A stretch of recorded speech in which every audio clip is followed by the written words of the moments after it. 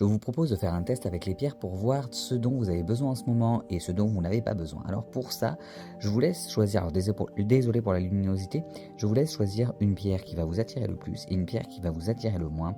Et je vous mettrai en description ce que ça représente, si vous l'avez, celle qui vous plaît le plus, donc ce qu'elle va vous apporter, ce dont vous avez besoin et vers quel chemin vous êtes en train d'emprunter, qu'est-ce que vous avez besoin pour vous aider. Et celle qui vous plaira le moins va représenter ce que vous n'avez pas envie de travailler, ce qui vous bloque un peu, ce que vous n'avez pas forcément envie de voir, ou aussi ce que vous avez déjà travaillé et que c'est déjà fait, et en ce moment vous n'avez juste pas besoin de ça.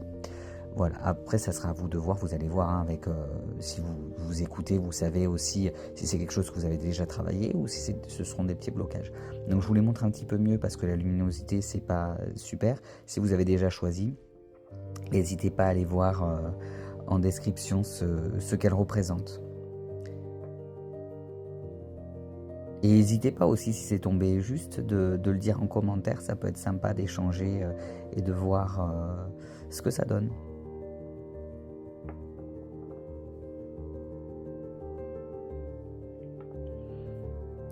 Ce qui est bien avec les pierres, c'est que souvent, on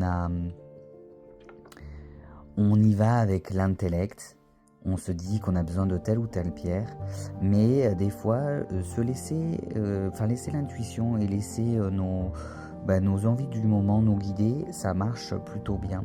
Et il ne faut pas forcément, quand il y a une pierre qui ne nous convient pas, qui ne nous attire pas, il ne faut pas forcément se forcer à aller travailler avec. Si jamais ça doit arriver, ça arrivera.